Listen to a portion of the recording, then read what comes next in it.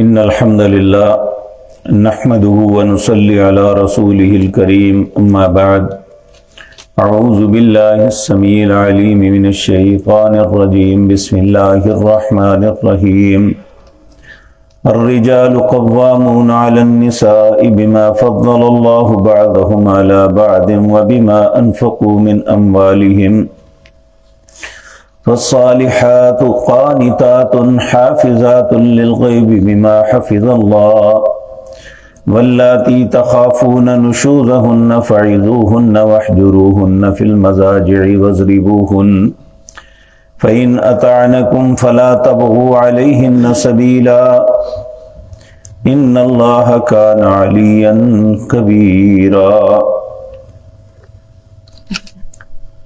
حضرات محترم، یہ ایک فطرت ہے، بنانے والا اپنی چیز کے متعلق بہتر جانتا ہے کہ یہ کیسے چلے گی۔ چیز خود نہیں جانتی کہ مجھے کیسے چلنا ہے۔ جو بنانے والا ہوتا ہے اسی پہ انحصار ہے کہ اسے کیسے چلانا اور کس طرح یہ درست رہے گی۔ اللہ مالک نے اس کائنات کی ہر چیز کو بنایا، ان میں سب سے فقیت اور فضیلت حضرت انسان کو دی۔ اللہ فرماتے ہیں وَلَقَدْ كَرَّمْنَا بَنِي آدم، میں نے آدم کی اولاد کو سب سے زیادہ عزت و شرف بخشا، اور جو صاحب عزت ہوتا ہے اسے اپنی عقل استعمال کرتے ہوئے بڑے دھیان سے اپنے منصب کا خیال رکھنا چاہیے۔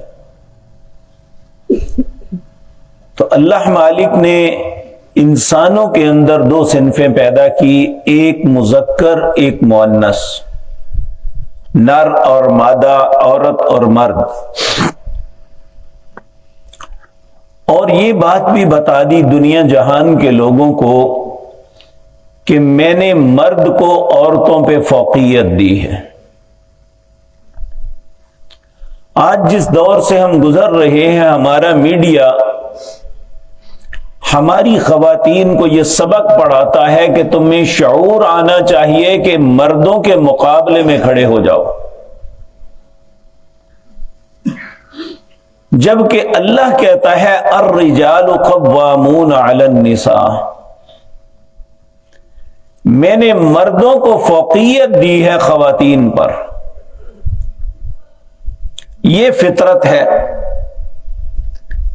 جب تک معاشرہ ان اصولوں پہ چلے گا، معاشرہ بھی اور گھر بھی پرسکون رہے گا،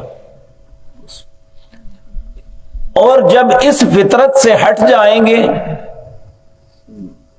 خواتین اپنے آپ کو بڑا بنانے کی کوشش کریں گے، تو معاشرہ بھی ٹوٹ جائے گا اور گھر بھی جو ہے برباد ہو جائے گا۔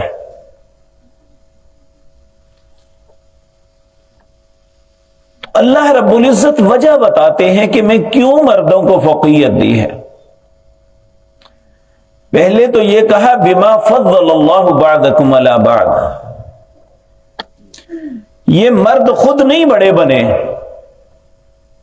میں نے بعض کو بعض پر فضیلت دی ہے۔ اب اگر کوئی شخص، وہ عورت ہے یا مرد، اس بات کا انکار کرتا ہے تو وہ حقیقتاً اللہ کے حکم کا انکار کر رہا ہے۔ تو اللہ رب العزت فرماتے ہیں اس لیے میں نے فضیلت دی وَبِمَا أَنفَقُوا مِنْ أَمْوَالِهِمْ، وہ اپنے مالوں میں سے اپنے گھر والوں پہ خرچ کرتے ہیں۔ تو اگر کوئی شخص خود ہی اپنی خاتون کو کام پہ لگا کے خود فارغ بیٹھ جائے تو پھر بگاڑ ہی پیدا ہونا ہے، آسانی تو نہیں ہوگی۔ تو اسلام نے عورت کو کفالت کی ذمہ داری نہیں دی، آج ہماری حکومتیں ہمیں سبق یہ پڑھاتی ہیں کہ خواتین جب تک مردوں کے شانہ بشانہ بازاروں میں، کاروباروں میں، معاملات میں نہیں آئیں گی، ملک ترقی نہیں کرے گا۔ کیا یہ بات اللہ کو معلوم نہیں تھی؟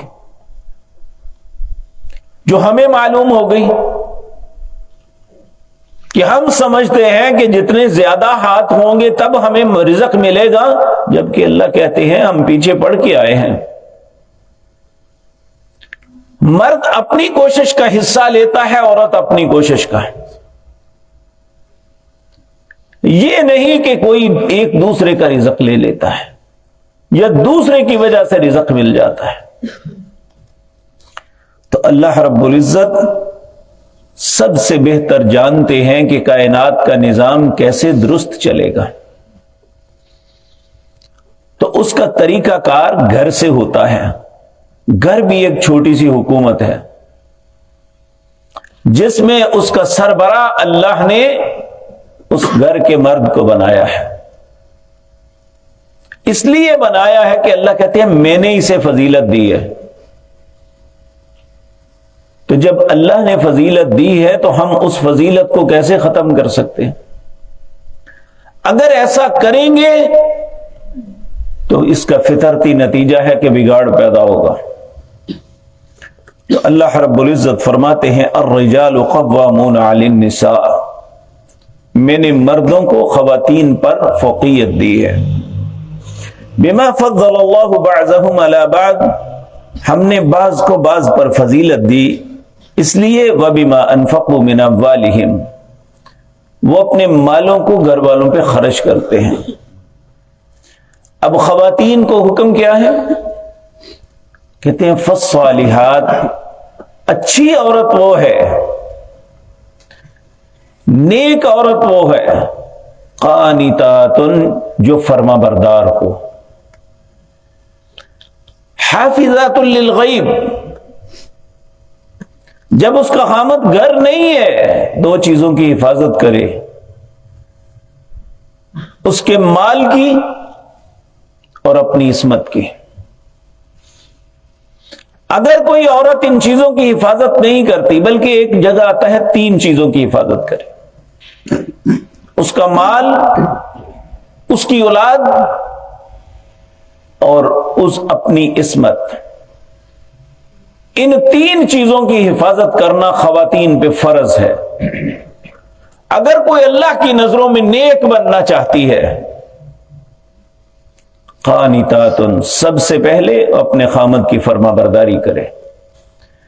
ہم پیچھے پڑھ کے آئے ہیں، خامدوں کو اللہ نے پابند بنایا تھا، وعاشروہن بالمعروف، اپنے گھر والیوں کو اچھے طریقے سے رکھو۔ نبی کریم صلی اللہ علیہ وسلم نے فرمایا بہترین وہ شخص ہے جو اپنے گھر والوں کے حق میں بہتر ہے، اور پھر آپ نے فرمایا میں اپنے گھر والوں کے حق میں سب سے بہتر ہوں۔ جہاں مرد کو پابند بنایا کہ وہ اپنے گھر والوں کا پورا خیال رکھے، ان کی کفالت، ان کی عزت نفس، ان کے معاملات، ان کے سدھار کے لیے پوری جد و جہد اور کوشش کرے، وہاں پہ خواتین کو بھی حکم دیا فالصالحات، پس نیک عورت کون ہے؟ قانتات، جو فرما بردار ہے، کس کی؟ خامد کی۔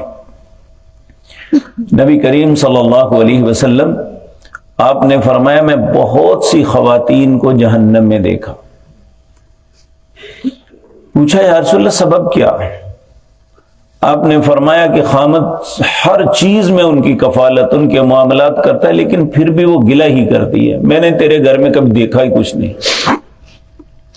یہ ناشکری ایسی چیز ہے جو خواتین کی نیکی اور طہارت کے باوجود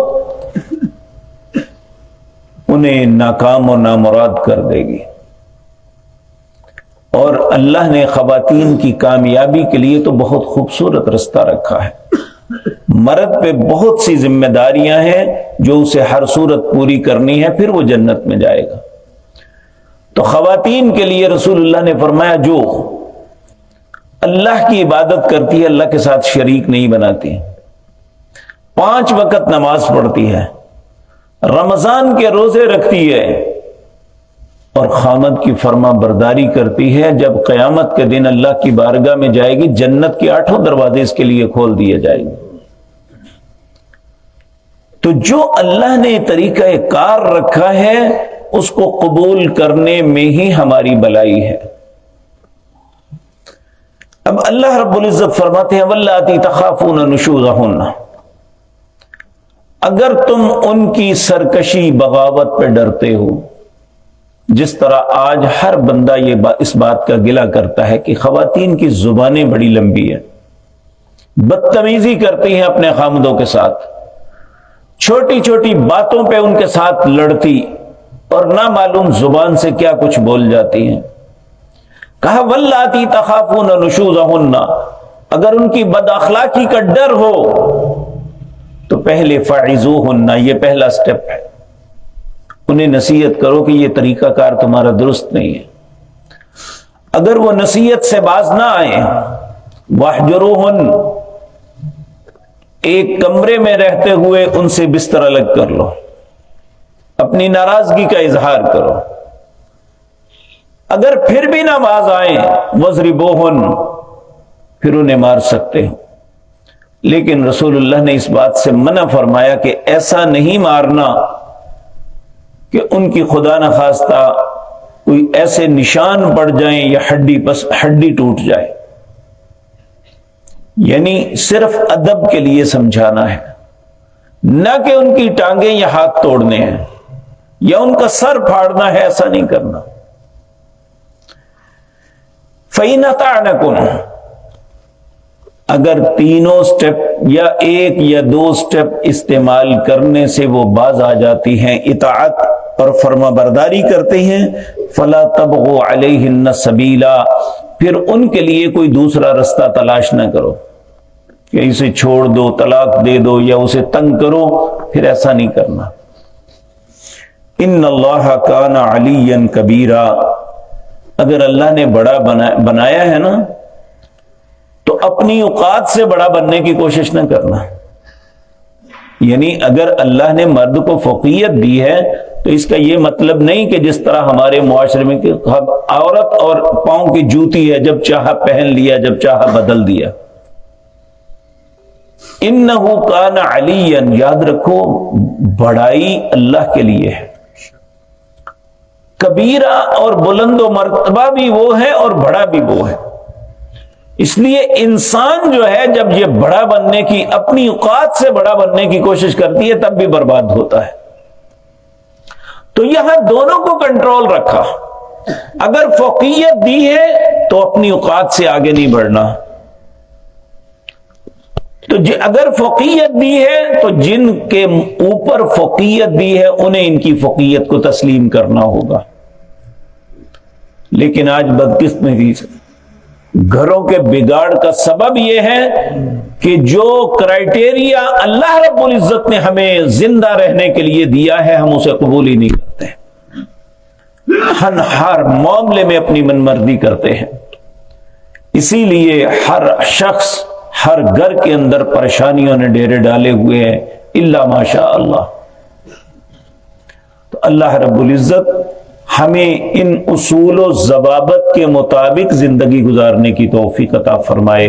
اقول قولی ھذا واستغفر اللہ لی ولکم۔